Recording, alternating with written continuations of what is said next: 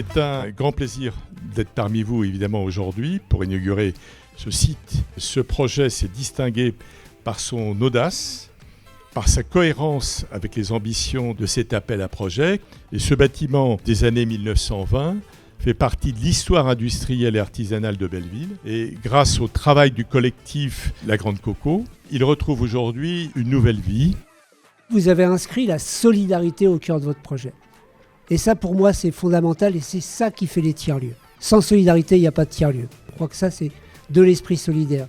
Et je crois que c'est ça qui va faire que le projet va vivre longtemps, au moins jusque 2066. Longue vie et puis bravo pour ce projet et on va continuer à vos côtés. Merci.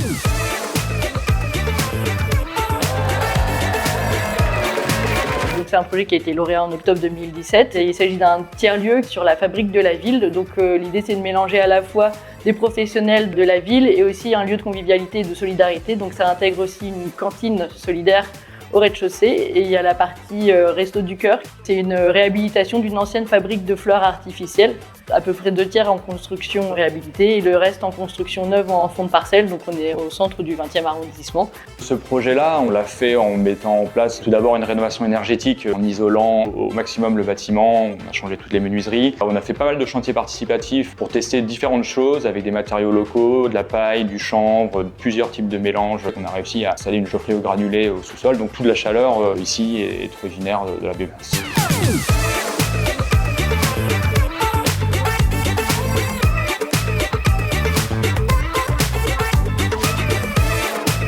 Ce que j'aime beaucoup dans ce projet aussi, c'est que finalement c'est aussi une liaison entre le public et le privé. La place de la métropole est importante et à la fois par le dispositif IMGP qui a permis d'innover, de faire des nouvelles choses et que d'autres personnes puissent répondre.